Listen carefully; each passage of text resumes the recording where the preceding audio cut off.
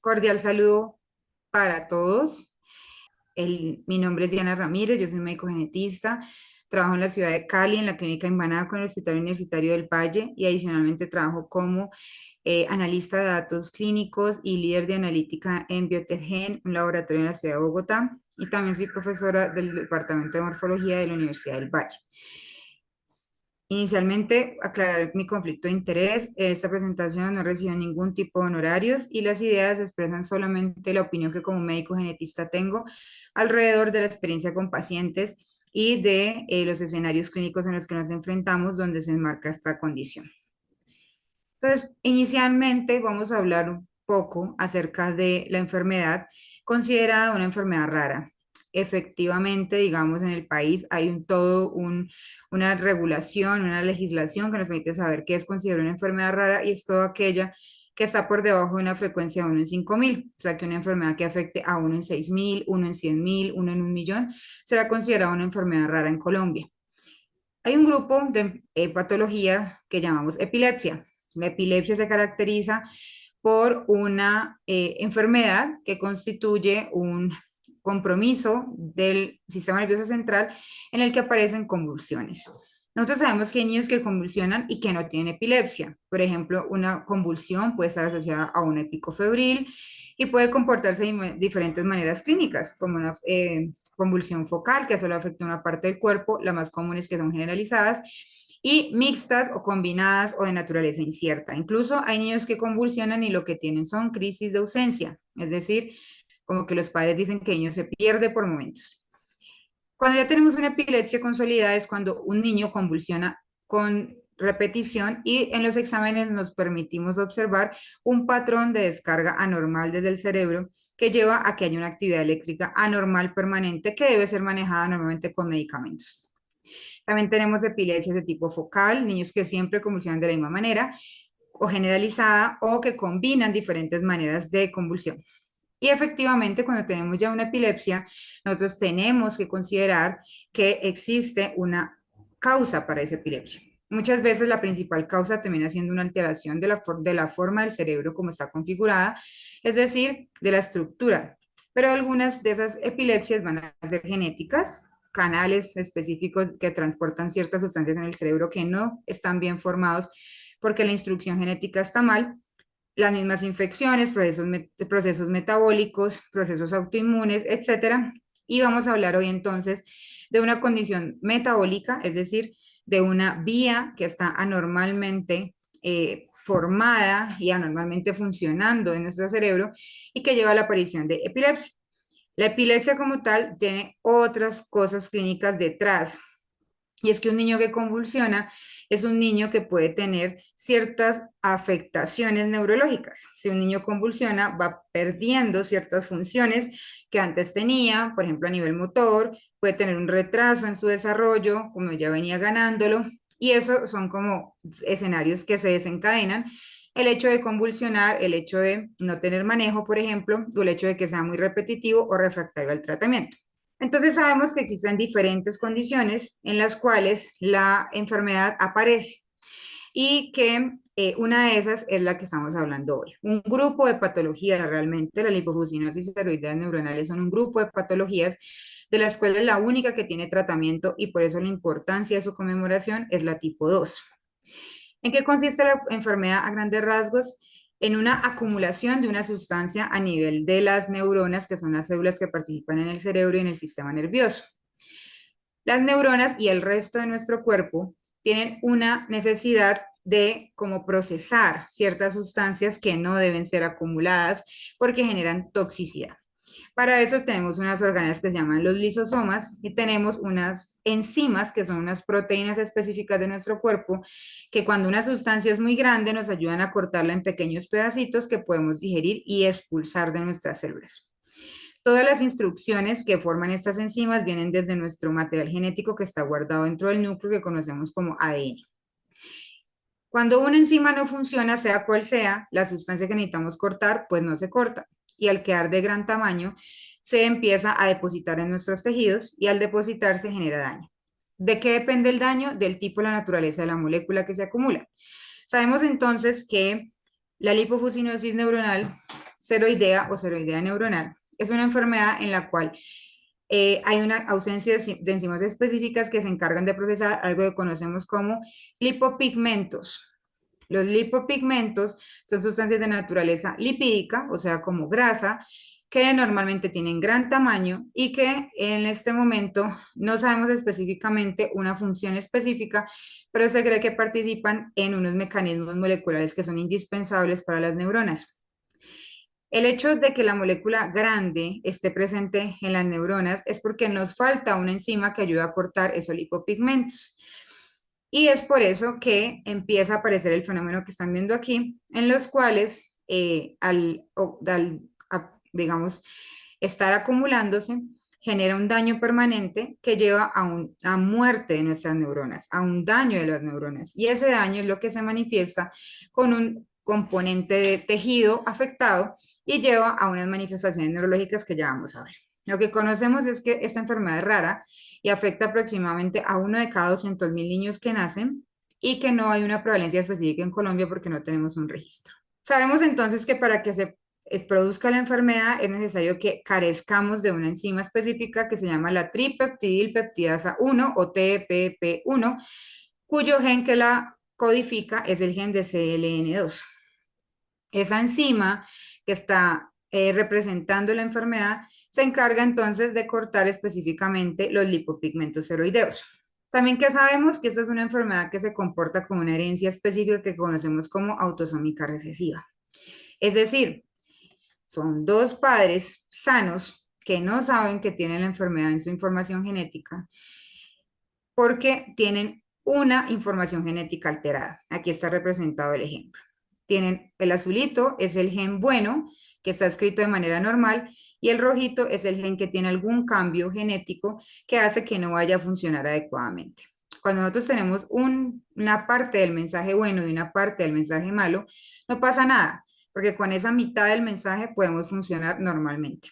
Pero ¿qué pasa si por pura coincidencia y de forma aleatoria, dos padres que no saben que tienen esa enfermedad le pasan al mismo tiempo a su hijo justo el mensaje que no funciona bien? En ese caso, el niño, con un 25% de probabilidad, ese hijo, puede heredar esas dos copias alteradas de la información genética y tener la manifestación de la enfermedad. Así es como se comporta esta condición y así se comportan gran parte de las enfermedades que conocemos como enfermedades metabólicas. Sabemos que hay diferentes manifestaciones y formas clínicas de la enfermedad y que no todos los pacientes evolucionan de la misma manera. La edad de inicio y la manera en que progresan dependen de varias cosas. Sabemos entonces que hay formas infantiles que inician tan tempranamente como el primer año de vida y que son las menos frecuentes, gracias a Dios, en las cuales entonces hay una alteración tan severa del metabolismo de las moléculas que estamos necesitando procesar, que hay una acumulación grave, severa, que lleva a manifestaciones que ya vamos a recordar, que son netamente neurológicas y que llevan a un deterioro cognitivo muy importante de manera temprana. Lo que más sabemos es que la mayoría de pacientes se comportan dentro de lo que llamamos el fenotipo infantil tardío, el cual normalmente aparece entre los 3 años y 6 años de edad, las manifestaciones teniendo diagnósticos en ese grupo etario, cuando normalmente hacemos diagnósticos oportunos. Ya vamos a ver que eso no pasa muchas veces. Y sabemos que es una forma severa también de la enfermedad, que normalmente si no hay un tratamiento específico, la sobrevida no supera los 20 años. Y hay una forma de inicio juvenil que es la menos frecuente, se pensaba que era la menos frecuente, y que ahorita sabemos que hay como formas atípicas de la condición en los cuales la presentación puede empezar a aparecer sintomatología después de los 6 años de edad. ¿Por qué depende de eso? Porque hay gente que conserva parte de la función de la enzima, o sea, las variantes genéticas que tiene no afectan totalmente la función de la enzima, sino de forma parcial, generando un pronóstico diferente. ¿Cómo se comporta la condición? Sabemos entonces que se va acumulando la sustancia y que entre los primeros 3 años de vida normalmente los pacientes son asintomáticos o por lo menos asintomáticos en un sentido que podemos identificar algo grave, porque sí sabemos que antes de los 3 años de edad los pacientes empiezan a tener problemas para desarrollar el lenguaje, es decir, no hablan al mismo tiempo que otros niños. Normalmente la primera manifestación eh, es el retraso del lenguaje. Pero después empiezan a aparecer eh, crisis epilépticas. Como el retraso del lenguaje suele pasar desapercibido porque además los papás primerizos, por ejemplo, no saben a qué edad debe hablar un niño, cuántas palabras debe decir a los 2 años, los programas de crecimiento y desarrollo no son tan estrictos como cuando el niño no camina, así como cuando el niño no habla. Entonces vamos a tener que la primera preocupación de los papás es la epilepsia. Pero detrás de la epilepsia suele haber un retraso del lenguaje y posteriormente al inicio de las convulsiones, los niños pueden perder las facultades que ya tenían tanto a nivel motor como a nivel de lenguaje y también incluso pueden tener cambios en su comportamiento. Hay otros síntomas que no son tan comunes como los trastornos del sueño, marchas inestables, como niño como que camina como borrachito, que es lo que conocemos en clínica como ataxia, compromiso visual y por supuesto los paraclínicos estarán alterados. Los exámenes que hacemos en los niños con epilepsia, con convulsiones, que son los electroencefalogramas o las videotelemetrías, van a reportar actividades irregulares, actividades eléctricas anormales, obviamente porque están representando la epilepsia. Entonces, ¿qué hemos sabido y por qué, digamos, hacemos el énfasis en la importancia de documentar la enfermedad y de tratarla? Tenemos una historia natural, o sea, es decir, cómo se comporta la enfermedad sin que hagamos ningún tipo de tratamiento. Entonces, los niños pueden empezar desde los 2 a 3 años con un retraso del lenguaje. Posteriormente, los padres pueden notar incluso que el niño no hablaba tanto, pero lo poco que había ganado lo pierde. Y empiezan las primeras convulsiones entre los 3 y los 4 años de edad. Después de los 4 años, normalmente los pacientes tienen un compromiso derivado de esas convulsiones que se comportan con ataxias, pérdidas del lenguaje, pérdidas de la coordinación.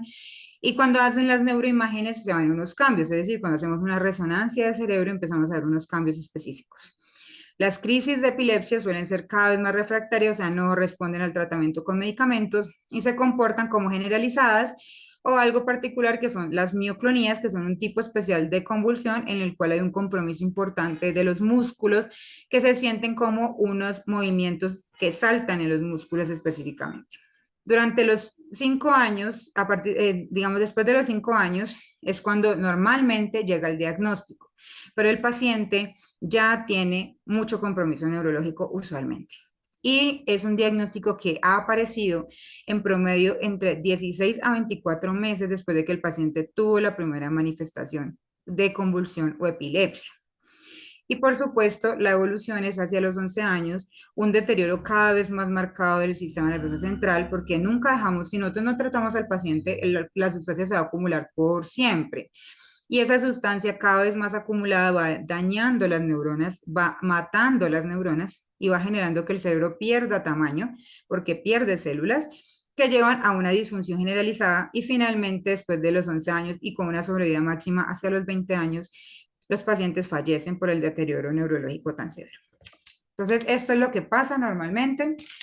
Tenemos entonces un retraso del lenguaje que pasa desapercibido usualmente. Posteriormente, entre 2 y los 4 años puede aparecer la primera convulsión que no tiene ninguna explicación. No es por fiebre, no es porque tenga un problema en el cerebro, no es porque se haya dado un golpe y entonces no hay una explicación clara. Y los padres, allí es donde se prenden las alertas, allí es donde deberíamos nosotros estar esperando que un niño que convulsiona y que además los padres notan que venía en un proceso de un lenguaje lento, debería ser buscada la enfermedad en este momento. Pero normalmente la asociación se da es cuando los niños ya han perdido algo de lenguaje o se presenta una regresión. Después de los 4 años y hasta los 12 años o más, que es lo que están viendo ahí, empiezan a aparecer todos los compromisos que les mencioné, ataxia, deterioro visual, deterioro cognitivo, convulsiones que no responden a las terapias. Finalmente, después de los 5 años, el comportamiento natural es que ya los pacientes no hablen. Y desde los 8 hasta los 12 años o más, empiezan a aparecer una ceguera permanente y posteriormente una muerte prematura. Entonces, todo retraso del lenguaje con inicio de convulsiones documentada por un electroencefalograma o una videotelemetría debería estudiarse. Entonces, esto es lo que está pasando y vamos a verlo más adelante cuando veamos cómo hacemos la medición de qué tanta capacidad funcional de la parte motora y del lenguaje tienen los pacientes. Entonces, normalmente ellos están bien hasta que empiezan a convulsionar. Cuando empiezan a convulsionar y mientras los diagnosticamos, han caído notablemente en su capacidad de tener función motora y función del lenguaje. Y es cuando por eso preguntamos por qué llegamos tan tarde a los diagnósticos y es porque las enfermedades raras no son fáciles de sospechar. Nosotros como médicos estamos formados para atender las enfermedades que son más comunes de la población y difícilmente el entrenamiento incluye patologías tan infrecuentes como esta. Y si es importante hacer una resonancia, la respuesta es sí, aporta, digamos, unas características importantes. Normalmente lo que nosotros vemos en los pacientes es que esto es una resonancia anormal para un niño. Un niño no debería tener estos surcos negros tan prominentes, que significa que está perdiendo espacio cerebral. Es una estructura muy importante para nosotros, que es el cerebelo, que se encarga de la coordinación de los movimientos. Y aquí también vemos que se ha perdido mucho volumen de tejido. No, también se han descrito hiperintensidades, que son remarcas blancas que aparecen a nivel de ciertas partes del cerebro, en este caso se han descrito en tálamos, y en todos los pacientes el común es una atrofia, o sea, un órgano que se ve más pequeño de lo que uno esperaría para la edad.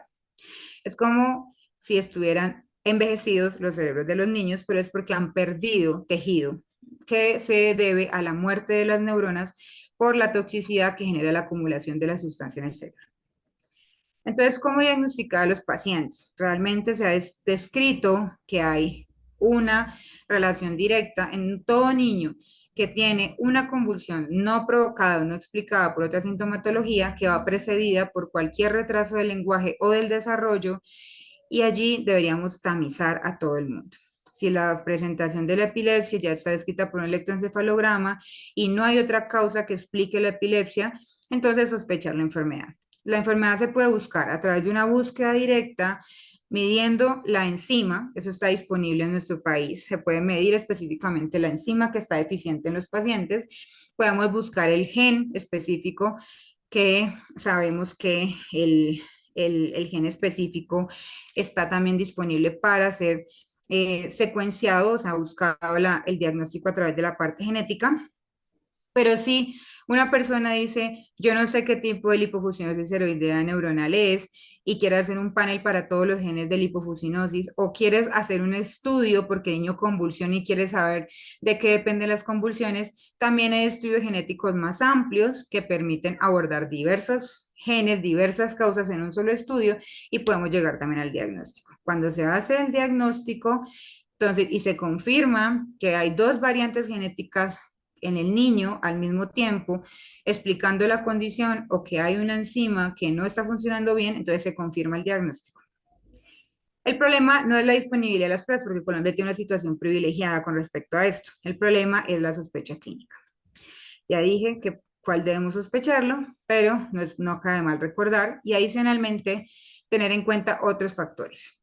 Personas que vienen de las mismas regiones geográficas. Sabemos que los pacientes no son primos los padres, pero en las regiones, las pacientes que vienen de la misma región geográfica tienden a compartir información genética similar, como si fueran familia. Y también si son familia, porque sabemos que hoy en día todavía es relativamente frecuente que las personas puedan emparentarse como pareja con sus primos.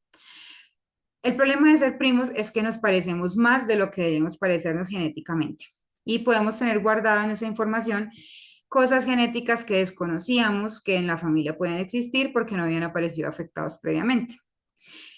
Cuando hay esa consanguinidad, esa familiaridad, o venimos de la misma región geográfica, que es una región pequeña, hay posibilidad de que nuestros hijos tengan patologías raras como esta. Entonces, y recordar que si un niño convulsiona, preguntar siempre cómo era su lenguaje antes de la convulsión. Y también hay una particularidad, y es que se ha empezado a describir que en Latinoamérica hay fenotipos atípicos, lo que les mencionaba, formas más tardías de la enfermedad. No aparecen antes de los 5 años, sino que empiezan a aparecer desde los 6 años en adelante y hasta la vida adulta o juvenil. Normalmente los pacientes van a seguir un curso muy similar al de los otros, van a llegar al final de la vida a tener un compromiso del desarrollo, pero pues se van a demorar más porque empiezan más tarde. Pero también el síntoma que lleva a consultar, usualmente el promedio de 7 años, es la crisis epiléptica o la convulsión. Y también, pues, obviamente, con los resultados del electroencefalograma. En este caso, a pesar de que también hay un compromiso del lenguaje, no es tan marcado y pasa más desapercibido. Pero la primera manifestación pueden ser tanto las convulsiones como un retraso del lenguaje y el acercamiento normalmente en estos casos es más por epilepsias. Epilepsias de origen desconocido, sin causa clara, sin antecedentes familiares de epilepsia, etcétera, etcétera, etcétera. Y posteriormente hemos hecho como una búsqueda, qué pasa con esos fenotipos atípicos, y es común en Latinoamérica. Lo que pasa es que en Colombia no sabemos qué tan común es. Solamente hay un reporte de los pacientes de Colombia, ya lo vamos a revisar, pero se cree que puede representar hasta el 30% de los casos y que están pasando desapercibidos ante nuestros ojos. Finalmente, a lo largo del desarrollo, vamos a ver que hay dificultades de lenguaje, deterioro cognitivo, atrofia cerebelosa y crisis epiléptica, igual que en los pacientes que tenían CLN2 típica. Y que adicionalmente la ataxia termina siendo una manifestación casi que en todos los pacientes que empiezan con esta forma de enfermedad, así aparezca un poco más tarde. Entonces, ¿por qué estamos hablando de esto? Porque necesitamos diagnosticar a nuestros pacientes. Y la ideal es hacerlo en el estadio temprano. Aquí está estadio temprano, estadio rápidamente progresivo y estadio final o terminal. Perdón. Entonces, en el estadio temprano es donde está la urgencia para el diagnóstico, porque ahí es donde podemos intervenir sin que el paciente haya tenido un deterioro neurológico. Si sabemos específicamente el diagnóstico, podemos establecer un plan médico que nos ayude a generar un manejo de los síntomas y, por supuesto, a modificar el curso natural de la enfermedad. Si los niños llegamos y los diagnosticamos en el estado rápidamente progresivo, nuestra intención será mantener la función que preservan sin que se deteriore más, pero vamos a poder tener menor intervención en cuanto a la estabilización de síntomas y a la eliminación de síntomas, que sería lo ideal. Y en el estadio temprano, pues en el estadio final, perdón, o tardío, solamente podríamos mantener calidad de vida. Entonces, ¿qué es lo que estamos viendo? Sabemos que la enfermedad se está retrasando 2 años desde una primera convulsión que usualmente aparece a los 3, por lo menos en la forma clásica de la enfermedad infantil, y que en Colombia estamos llegando a los diagnósticos, igual que en otros países, entre 5 a 6 años. En esas edades es cuando el declive, o sea, la pérdida de las funciones, esa curvita que vemos hacia abajo, es más marcado y ya tenemos un deterioro significativo. Pero, ¿qué es lo que está pasando realmente? ¿Por qué es que es tan difícil? Pues porque muchos niños convulsionan y normalmente los diagnósticos de epilepsia se establecen después de un tiempo de observar convulsiones repetitivas. Y además los síntomas son inespecíficos. ¿Y qué es lo que principalmente se ha escrito en la literatura?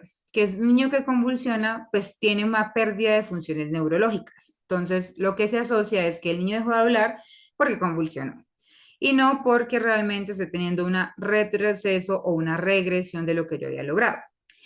Adicionalmente, hay padres que asocian el hecho de que el niño se haya quedado más quieto, esté perdiendo funciones motoras y el lenguaje al uso de los medicamentos antiepilépticos, que en algunos niños pueden generar un efecto como de letargia o disminución de la capacidad motora. Y si se controla la epilepsia, si se logra administrar medicamentos que hacen que el niño no siga convulsionando, pues los padres dejan de preocuparse porque el niño no está convulsionando, que es lo que más angustia. Entonces, normalmente, si tenemos entonces un niño con inicio de convulsiones, podemos estar hablando de muchas cosas en epilepsia, lo cual dificulta llegar a un diagnóstico específico. Y aparte hay otros tipos de lipofuscinosis tiroidea como las 5, 6, 7, 8, 10 que también se presentan con convulsiones tempranas. Y si un niño tiene una degeneración, o sea, es decir, estaba hablando y dejó de hablar, estaba caminando y dejó de caminar, estaba bien y yo lo veo que cada vez hace menos cosas, pues uno tiene que buscar también otras cosas, tiene que buscar que no sea un problema directamente de la formación del cerebro, de la parte, hay otras enfermedades que afectan la sustancia gris, que es la corteza externa del cerebro, y la sustancia blanca, que es la parte donde están todas las conexiones de nuestras neuronas, que es importante ir avanzando en el descarte mientras hacemos resonancia, mientras hacemos imágenes y analizamos las relaciones, pues nos retrasamos en el estudio de los pacientes y también el acceso que tenemos a los especialistas que puedan estar entrenados y que puedan sospechar esta condición. Entonces, la pregunta ¿es posible que podamos hacer el diagnóstico antes de iniciar con esa sintomatología grave? Y la respuesta es sí. Pudiéramos hacerlo de varias maneras. Primero, en todo niño con retraso del lenguaje o con una convulsión sin explicación y sin etiología clara, que no es febril, hacer un tamizaje de esta condición. Hay países que han propuesto tamizar a todos los recién nacidos para la condición, pero es una condición tan poco frecuente que muy pocos países son los que se han aventurado a lograr el establecimiento de esta búsqueda anticipada, es decir, al nacimiento buscarle esto. Y también sabemos que en las familias donde hay un caso, si los padres han tenido más hijos y los otros hijos están más pequeños y todavía pueden estar asintomáticos, es posible detectarlos a través de la búsqueda familiar. Tenemos un caso, por ejemplo, un caso de la vida real, hermanito, niño, el paciente inicial es un hermanito uno de 6 años, es el segundo hijo de una pareja de padres sanos que tiene una niña de 12 años sana, a quien se le hace diagnóstico de CLN2 a la edad promedio de 5 años. Inicialmente los padres describen un neurodesarrollo normal, a los 4 años inicio de convulsiones detectables clínicamente y posterior a eso pierde capacidades motoras y de lenguaje que ya tenía ganadas. Se le indica tratamiento, tuvo unas dificultades, eso fue el año pasado, se completó 5 infusiones continuas, eso es una administración de un medicamento que se realiza a través de un catéter que se instaura dentro del cerebro y por el cual se administra el medicamento directamente a las células que están afectadas, que son las neuronas. No es posible pasar el medicamento por vena porque por vena la sustancia no llega al cerebro. La única manera de llegar al cerebro es meterlo dentro del cerebro, bien sea con catéter directamente a la parte del cerebro, como ocurre para esta molécula, o otros medicamentos a través de punciones lumbares para que ascienda a través de la médula y llegue al cerebro. El paciente tuvo dificultades porque se taponó el catete y tuvieron que quitárselo, volvérselo a colocar, y situaciones que pueden pasar en nuestro contexto de manera no tan típica, pero ocasional. Y para el año pasado, hacia noviembre, estaba reiniciando apenas porque empezó en mayo, presentó este problema y mientras logran quitar el catéter, hacen una imagen de control para verificar que todo esté bien, se reinicia sobre diciembre ya prácticamente. Debido al caso de él, él tenía un hermanito de 21 meses, que es el tercer hijo de la pareja, no tuvo ninguna alteración en su nacimiento, en su parto. Se le hizo el diagnóstico a los 9 meses, porque cuando el niño uno fue diagnosticado a los 5 años, se decidió buscar a su hermanito la enfermedad y efectivamente se confirmó que también tenía la condición. Hasta el momento, el niño es asintomático y se sentó a los 8 meses, se paró a los 9, caminó desde los 11, tiene una intención comunicativa que no es tan fluida y que está en este momento en vigilancia y se le ha propuesto a los padres que podamos arrancar tratamiento antes de que haya un deterioro cognitivo o aparezcan las convulsiones. Nunca ha convulsionado. ¿Qué sabemos específicamente de nuestro país? Que en nuestro país hay solo un reporte de 8 pacientes, de los cuales 5 eran atípicos porque han empezado después de los 6 años y que 3 eran clásicos y que las particularidades en los síntomas son similares a los que tenemos en la población. Había una niña atípica asintomática, que era la hermanita de un niño afectado, como en este caso que les estoy presentando, no es el mismo, es otro caso. Alteraciones del lenguaje, alteraciones del movimiento, ataxias en las formas atípicas, 2 niños con ataxia, convulsiones en todos los niños, excepto la niña que estaba asintomática, y regresión del desarrollo, es decir, pérdida de las funciones previamente adquiridas con exámenes anormales, tanto el electroencefalograma como el electroretinograma, que es el que mira la visión, pero estas solamente estaban alteradas en las formas clásicas y resonancias alteradas en 3 niños clásicos, todos los niños clásicos, y solo en 2 de los atípicos. Posteriormente nos hablan en este mismo reporte cuál es la edad promedio de los síntomas. Entonces, la mediana de la edad para los pacientes para el inicio de los síntomas era 3 años, según lo escrito en la literatura. La primera visita hacia los 4 años. La edad en la que empezaban a notar que había una regresión del desarrollo fue sobre los 3 años, con un rango entre los 2 y los 10 años. Eso está en meses, ¿no? Y esto en años. El tiempo para iniciar la terapia después del diagnóstico para esta publicación, que es del 2021, era de 11 meses, ahorita está menos. La edad de inicio depende de las cuestiones administrativas. La edad del inicio de la terapia en promedio en Colombia está hacia los 6 años, después del diagnóstico que normalmente ocurre hacia los 40, entre los 48 y 60 meses, que es cuando se empieza a aclarar, o sea, entre los 4 y 5 años. El mayor paciente en este momento que llevaba terapia era un niño que llevaba 9 meses en terapia y el tiempo transcurrido como en promedio entre el inicio de los síntomas y el diagnóstico era de un año, porque los papás estaban consultando entre los 3 y los 4 años y los diagnósticos los estábamos haciendo hacia los 4 y 5 años. Y en esa pacientica que estaba sintomática, ellos lograron iniciar terapia en la hermana asintomática, una niña de 2 años, también diagnosticado porque su hermano fue diagnosticado, neuroimagen normal, todo normal, no había convulsionado y se le inició terapia para verificar cómo evolucionaba. Y lo que ellos muestran es que en este reporte de caso colombiano, este reporte de los 8 casos colombianos para ese momento, es que la terapia había logrado que la niña 9 meses después de iniciarla no tuviera ningún cambio clínico, que era lo que esperaban pues al administrar la terapia. Y esto se ha visto normalmente en el mundo. Otros casos se han reportado similar a este, en el cual un niño se diagnostica asintomático cuando el hermano ya es sintomático, y la diferencia entonces en el inicio de terapia entre los dos. Entonces, aquella persona, aquel niño que se diagnostica tempranamente, en este caso eran dos niños, uno a los 23 meses, o sea, 2 años casi, y otro que está empezando sobre los 4 años que se diagnostica. Estas son la puntuación que tiene para sus funciones motoras y sus funciones de lenguaje. Y lo que vemos es que cuando él arranca y durante el tratamiento, que ya llevaba 2 años de tratamiento, se había mantenido completamente asintomático, mientras que el otro niño, aún con la aplicación de tratamiento, si bien logra una mejoría específicamente de la escala, no es que podamos llegar a niveles normales nunca. Siempre se va a mantener por debajo de los niveles normales, aunque la progresión va a ser más lenta de lo esperada para su evolución, ya que a los 6 años logra mantener funciones y puntuaciones por encima de lo esperado según la historia natural.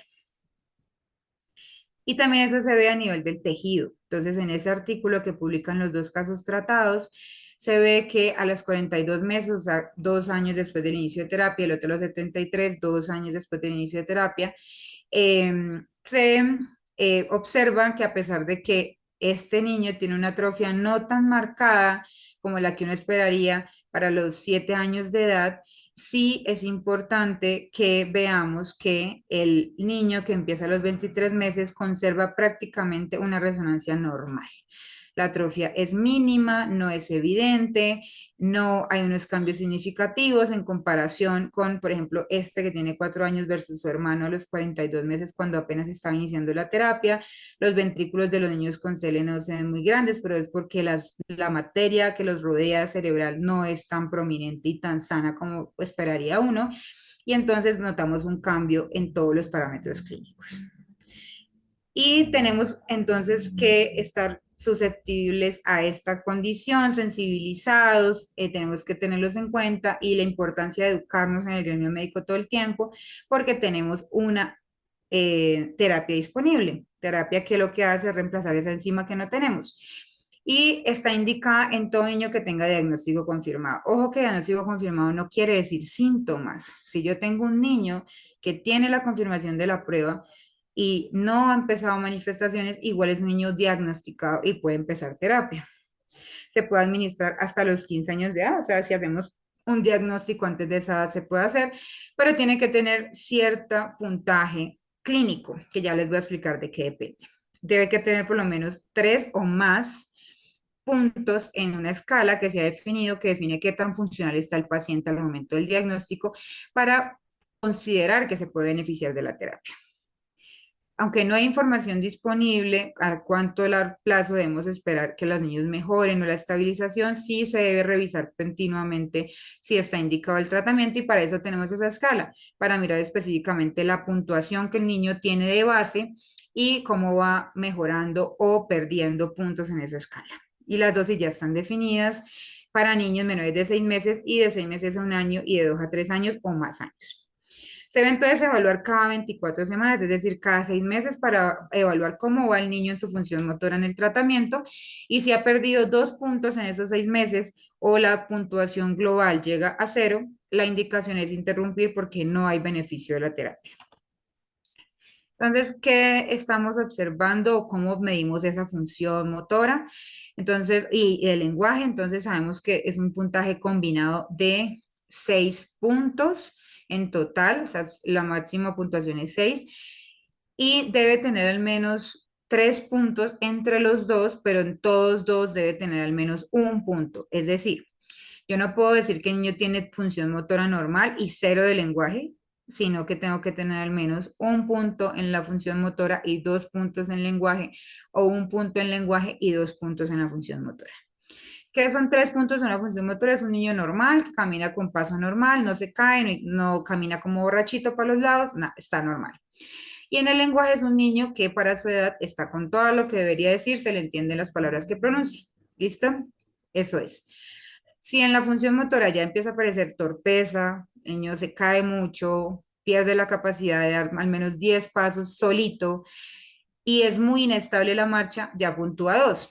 Si el lenguaje ya no se le entienden algunas palabras, expresa frases cortas, pero utiliza frases muy cortas cuando antes hablaba muy elaborado el discurso, los padres empiezan a notar que no habla como antes, ya tiene 2 de lenguaje. Si en la función motora ya le tienen que dar apoyo siempre para caminar o gatear, entonces puntúa solo un punto. Si casi no se le entiende, puntúa solo un punto en el lenguaje. Y ya cuando el paciente queda inmóvil o el lenguaje es totalmente inteligible, normalmente porque ya no vocalizan, ya no dicen ninguna palabra, entonces puntúa cero. Y lo que sabemos es que el tratamiento está diseñado para modificar esa progresión y que los pacientes normalmente en los estudios clínicos que validaron estas terapias, sabemos que en la puntuación específica mantienen una línea de base, o sea, no se caen después de que empiezan terapia. Lo que quiere decir que entre mejor los escojamos, pues más vamos a sostener esa línea de base. Normalmente el 65% de los pacientes no mostraron ninguna progresión, o sea, se mantienen en el estable en el tiempo, al menos hasta las 48 semanas de seguimiento, que fue lo que se hicieron los estudios. Y al menos el 90% de los pacientes, entre 87 y 90%, tenían mejor función motora y de lenguaje que lo esperado para un niño de su edad si no tuviera ningún tratamiento. Es decir, menos pérdida de puntuación. Y eh, la idea es que esto module la calidad de vida, los tratamientos médicos que hay que darle para las convulsiones, también importante, que aunque se van a mantener, van a ayudar a un mejor control de crisis y van a ayudar a entender un poco a las familias cómo es que funciona esto y a qué se enfrentan con la condición y qué esperar de una terapia como esta. Y esto es algo específicamente de los cambios en la línea de seguimiento sin tratamiento. Entonces, normalmente los pacientes que en el seguimiento se mantienen son los que nos ayudan a nosotros a entender. Estos son los pacientes colombianos que antes del tratamiento tenían ciertas puntuaciones en la escala y normalmente los 7 de 8 pacientes se mantuvieron igual durante el seguimiento, que en este caso era un año apenas en Colombia, y solo uno había tenido una pérdida de un punto en la escala inicial, con respecto a lo cual no indica suspender terapia. Recordemos que son 2 puntos los que tienen que caer por 2 mediciones consecutivas o llegar a cero. Para concluir esta presentación, quisiera que pensáramos en los mensajes importantes para llevar a casa, y es que realmente sospechar en todo niño con cuadro de epilepsia de causa no clara, preguntar a los papás cómo era el lenguaje de él, qué tanto se ha demorado, qué tantas palabras dice a la fecha. Identificación presintomática solamente si algún día tenemos tamizajes y si podemos hacer abordaje de otros casos en la familia cuando ya hemos logrado diagnosticar a uno, que realmente son condiciones degenerativas crónicas que son progresivas y que normalmente suelen tener un pronóstico no favorable, pero que existe en este momento una modificación del curso de la enfermedad con un tratamiento específico y que es importante considerarlo para administrarlo y para poder mejorar esa calidad de vida y esa funcionalidad de los pacientes. que realmente estamos teniendo retrasos en el diagnóstico, pero que cada vez logramos llegar a más niños porque tenemos la posibilidad de acceder a las exámenes que se requieren para su diagnóstico y porque en estos procesos de sensibilización y de campañas educativas es cuando logramos llevar ese gran mensaje que nos permite superar esas barreras para acceder a un diagnóstico y pensar en esos cuadros atípicos e inespecíficos que nos llevan a poder a no poder abordar tempranamente los casos. Muchísimas gracias de nuevo por permitirme participar en este espacio. Es para mí un gusto siempre poder hablar de estas condiciones que requieren que todos nos unamos en trabajar en conjunto en la identificación temprana y cualquier inquietud, espero poder resolverla. Muchísimas gracias.